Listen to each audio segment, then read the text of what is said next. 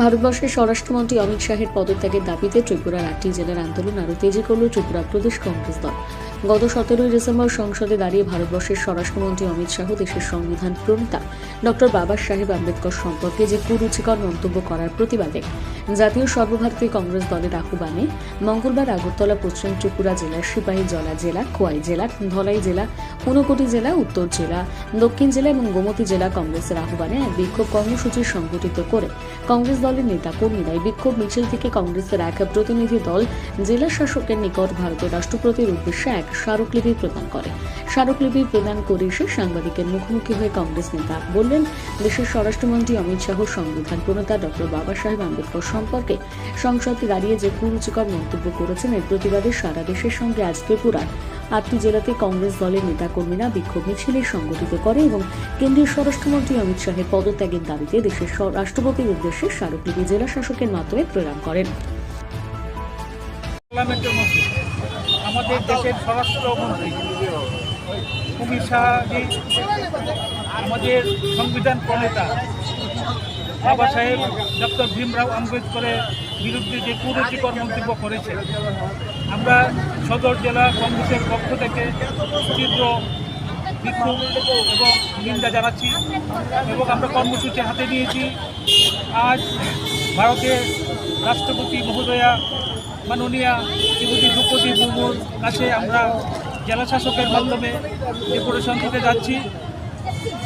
আমাদের বক্তব্য দেশের সংবিধান যে দেশের রক্ষা কবচের উপর আঘাত। আমরা মনে করি শিক্ষার প্রতীক আম্বেদকর, মানবতার প্রতীক আম্বেদকর, সম্মানের প্রতীক আম্বেদকর, স্বাভিমানের প্রতীক আম্বেদকর। আমরা সংবিধানের ন্যায়ের জন্য আমরা লড়াই করছি।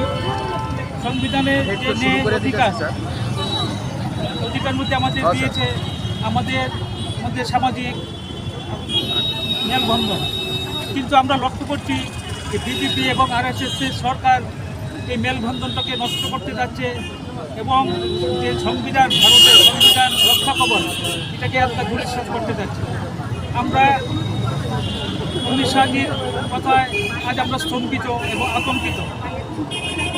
আমরা চাচ্ছে আবার মনুস্থিতিতে চলে যেতে, কিন্তু আমরা ভারতবাসী আমরা এটা করতে দেব না। আমরা যখন সংবিধানের উপর আলোচনা করতে চাচ্ছি তখন ওই আলপট্টা মন্তব্য করলে ভুল হবে। এটা আলপট্টা মন্তব্য না, এটা আরএসএস এবং বিজেপির এটা প্ল্যানেই কাজ করেছে। যে যখন আমরা 75 বছর সংবিধানের উপর আলোচনা করতে যাচ্ছি তখন প্রি প্ল্যান আমাদের যে নেতা। দেখুন, আপনারা সকলেই জানেন যে আমাদের দেশের যে স্বরাষ্ট্রমন্ত্রী আছেন অমিত শাহজি, উনি একটি কুরুচিকর মন্তব্য আমাদের যিনি এই কনস্টিটিউশনের মেইন প্রণেতা ওনার বাবা সাহেব ভীমরাও আম্বেদকরের উপরে লিখেছেন, বলেছেন। এবং এটা খালি বাবা সাহেব আম্বেদকরকে না, আমাদের পুরো এই কনস্টিটিউশনকে ইনসাল্ট করার মতন, এবং আমরা এই ইনসাল্ট মেনে নিতে পারছি না।